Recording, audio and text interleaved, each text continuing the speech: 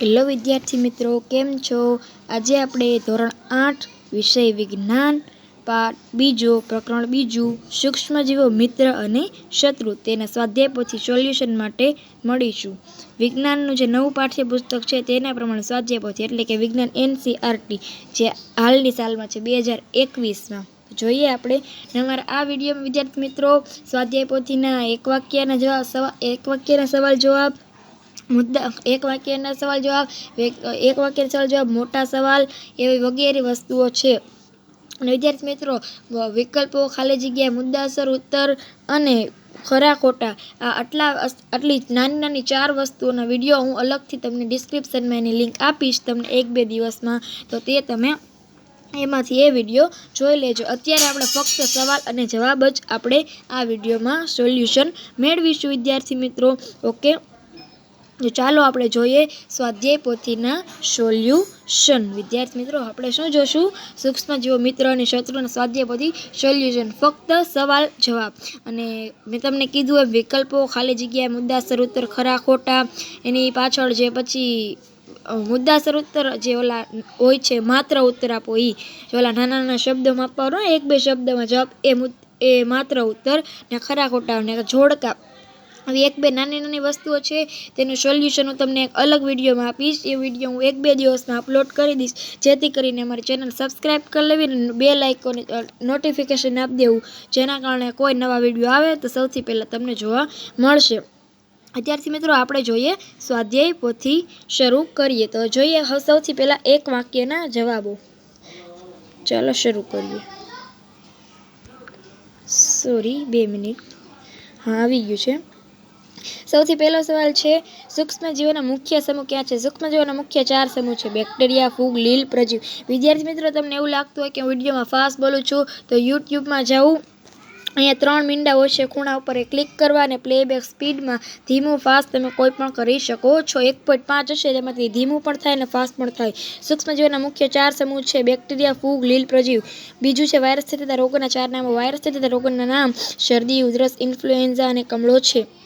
તમારે સ્ક્રીનશોટ્સ પાડવો હોય તો તમે સ્ક્રીનશોટ્સ પાડી શકો છો. એકવાર સ્ક્રીનશોટ્સ પાડવા માટે ફક્ત હું દેખાડું છું. સ્ક્રીનશોટ્સ ના પાડવા હોય તો બોલું પણ છું, પણ ફક્ત જે અમુક સવાલ છે એ જ બોલીશ, કારણ કે જે હું બોલવા રહું તો વિડીયોમાં બહુ જ વાર લાગે, એટલા માટે હું 8મો સવાલ હવે બોલું છું. સ્ક્રીનશોટ્સ પાડવો હોય તો તમે પાડી શકો છો. હજી એક વખત અહીં થોડું કામ ચાલે છે, જેના માટે થોડો અવાજ આવશે, એડજસ્ટ કરી લેવું.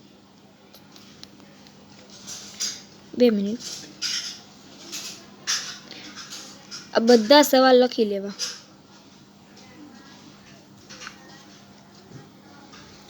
અને વિદ્યાર્થી મિત્રો સ્ક્રીનશોટ્સ પાડતા ના આવડતું હોય તો તમે તમારી ડિસ્પ્લે ઉપર 3 આંગળી ફેરવવાથી સ્ક્રીનશોટ્સ પડી શકે છે. વ્યાખ્યા આપો એ પણ લખી લેવી. હવે જોઈએ પેજ નંબર 2. સોરી થોડુંક મિસ્ટેક થાય છે, એડજસ્ટ કરી લેવું. પ્રશ્ન 7નો પ્રશ્ન પહેલો છે. સૌથી પહેલો પ્રશ્ન, સૂક્ષ્મજીવોના વ્યાપારી ઉપયોગ જણાવો. સૂક્ષ્મજીવોના વ્યાપારી ઉપયોગ નીચે મુજબ છે. સૂક્ષ્મજીવો દહીં, ચીઝ, પનીર જેવા ઉત્પાદનોમાં ઉપયોગી છે. બીજું છે બ્રેડ, કેક, પેસ્ટ્રીઝ બનાવવા માટે બેકિંગ ઉદ્યોગમાં યીસ્ટનો ઉપયોગ થાય છે. ત્રીજું છે આલ્કોહોલ, દારૂ અને વિનેગર, એસેટિક એસિડના મોટા પાયા પરના ઉત્પાદનમાં સૂક્ષ્મજીવોનો ઉપયોગ થાય છે. જોઈએ સવાલ બીજો. બીજા સવાલમાં છે સૂક્ષ્મજીવોના ઔષધીય ઉપયોગ જણાવો. તો સૂક્ષ્મજીવોના ઔષધીય ઉપયોગ નીચે મુજબ છે. હું તમને અંડરલાઈન કરી દેખાડું. તો કે સૂક્ષ્મજીવોના ઔષધીય ઉપયોગ નીચે મુજબ છે. વિશિષ્ટ પ્રકારના સૂક્ષ્મજીવોનું સંવર્ધન કરીને એન્ટીબાયોટિક્સનું ઉત્પાદન કરવામાં આવે છે. બીજું છે મુદ્દા નંબર ખાસ આપવા, રોગોને થતા અટકાવવા રસીનો ઉપયોગ થાય છે. આ રસી બનાવવામાં પણ સૂક્ષ્મજીવોનો ઉપયોગ કરવામાં આવે છે. જોઈએ સવાલ ત્રીજો. મૃત અને નિષ્ક્રિય સૂક્ષ્મજીવોના ઉપયોગથી રસી બનાવવામાં આવે છે. નિષ્ણાતોની દેખરેખ નીચે આ રસી બનાવે છે. રસી દ્વારા મૃત અને નિષ્ક્રિય સૂક્ષ્મજીવોને રસી લેનારના શરીરમાં દાખલ કરવામાં આવે છે. રસીમાં જે તે રોગના નિષ્ક્રિય અવસ્થામાં રોગકારક સૂક્ષ્મજીવો હોય છે તે શરીરમાં જાય છે, ત્યારે શરીરમાં કોષો તેની સામે લડત આપવા એન્ટીબોડી ઉત્પન્ન કરે છે અને રસીઓના રોગકારકોને નષ્ટ કરે છે. આ એન્ટીબોડી આપણા શરીરમાં હંમેશા માટે બની રહે છે. ભવિષ્યમાં આ રોગના રોગકારક શરીરમાં દાખલ રહે છે, તેની સામે બચાવ કરે છે અને તે રોગ થતો અટકાવે છે. આનો સ્ક્રીનશોટ તમે પાડવો હોય તો પાડી શકો છો. સ્ક્રીનશોટ્સ કેમ પાડવો એનો વિડીયો યુટ્યુબમાં હોય છે કે સ્ક્રીનશોટ્સ કયા ફોનમાં કઈ રીતે પાડવો તો તમે તેમાંથી જોઈ શકો છો. અને હું બોલું પણ છું, 3 સવાલ તો બોલ્યો ને બધા સવાલનું બોલવા રહું તો પછી બહુ વાર લાગે વિડીયો બનાવતા વિદ્યાર્થી મિત્રો, એટલા માટે હું નથી બોલતો. તમને ક્લીન ના દેખાતું હોય તો ક્લીન દેખાડું. હવે ક્લીન દેખાતું હશે. બેક્ટેરિયાના 4 ઉપયોગ જણાવો. બેક્ટેરિયાના 4 ઉપયોગ તમે અહીંયા જોઈ શકો છો. તો કે બેક્ટેરિયાના 4 ઉપયોગ નીચે મુજબ છે. તો અહીં ચીઝ, પનીર જેવી દૂધની ચીજ વસ્તુઓ બનાવવા ઉપયોગી છે. બીજું, હવામાનના નાઇટ્રોજનયુક્ત સંયોજનમાં ફેરવી જમીનમાં નાઇટ્રોજનનું સ્થાપન કરે છે અને જમીનને ફળદ્રુપ બનાવે છે. ત્રીજું છે સીવેજના કચરાનું વિઘટન કરી બિન હાનિકારક પદાર્થમાં રૂપાંતર કરે છે. ચોથું, એન્ટીબાયોટિક્સ કેટલીક દવાઓ તેમજ રસી બનાવવામાં ઉપયોગી છે. વિદ્યાર્થી મિત્રો, અહીં રેસિડેન્સ ઘર હોવાથી અવાજ આવશે તો એડજસ્ટ કરી લેવું થોડું. હવે જોઈએ 5મો સવાલ. 2 મિનિટ વિદ્યાર્થી મિત્રો, એક સેટિંગ નથી થતું. ફૂગના 4 ઉપયોગ જણાવો. તો કે ફૂગના 4 ઉપયોગ નીચે મુજબ છે. ફૂગના 4 ઉપયોગ નીચે મુજબ છે. તમને સ્ક્રીનશોટ્સ પાડતા વિદ્યાર્થી મિત્રો આવડતું જ હશે તો આ 5મા અને 6ઠા સવાલને પહેલા તમે સ્ક્રીનશોટ્સ પાડી લ્યો. 4 સ્ક્રીનશોટ્સ, 5મા અને 6ઠાના સ્ક્રીનશોટ્સ તમે પાડી શકો છો વિદ્યાર્થી મિત્રો. તમે સ્ક્રીનશોટ્સ પાડી શકો છો. સ્ક્રીનશોટ્સ કેમ અને સ્ક્રીનશોટ્સ ના પાડવા હોય તો હું દેખાડું પણ છું કઈ રીતે સ્ક્રીનશોટ્સ પાડવા. સ્ક્રીનશોટ્સ પાડવા વિદ્યાર્થી મિત્રો તમે જોઈ શકો છો. આ સવાલ દાખલા તરીકે આપણે જોઈએ તો કે 5મો સવાલ સૌથી પહેલા આપણે જોઈએ. સૌથી પહેલા 5મા સવાલના સ્ક્રીનશોટ પાડી લ્યો. 6ઠાનો હું ઉદા કરું છું, થોડું ઘર છે એટલા માટે એડજસ્ટ કરી લઉં વિદ્યાર્થી મિત્રો.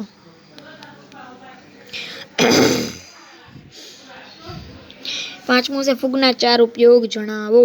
ફૂગના 4 ઉપયોગ નીચે મુજબ છે. બેકરીમાં બ્રેડ, કેક, પેસ્ટ્રીઝ બનાવવા એ પ્રકારની ફૂગ છે. બીજું, જવમાંથી બિયર, ફળોના રસમાંથી દારૂ, ચોખા, દાળના લોટના મિશ્રણમાંથી ઢોકળા, ઇડલી અને ઢોસા બનાવવા યીસ્ટ વપરાય છે.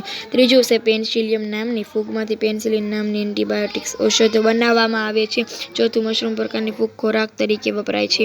તમારે સ્ક્રીનશોટ પાડો હોય તો પાડી લો.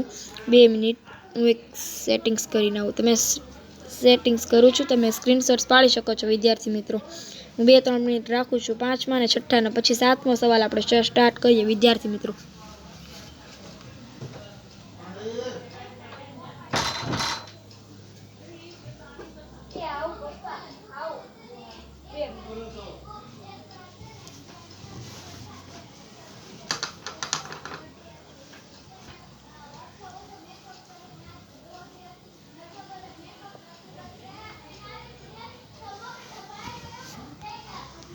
તમે સ્ક્રીનશોટ્સ તો પાડી લીધો હશે વિદ્યાર્થી મિત્રો.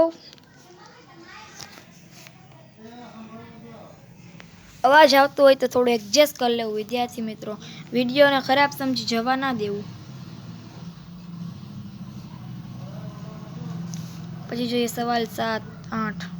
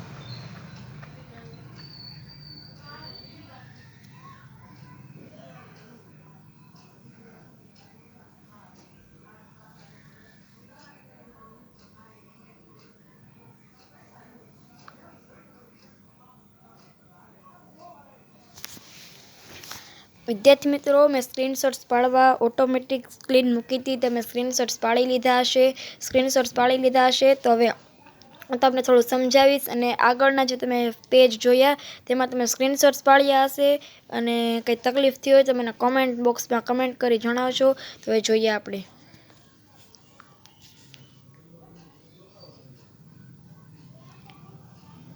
સૌથી પહેલું છે સૂક્ષ્મજીવો સજીવોના મિત્રો તેમજ દુશ્મનો કહેવાય છે. તો કે કઈ રીતે તેનો આપણે જવાબ જોઈએ.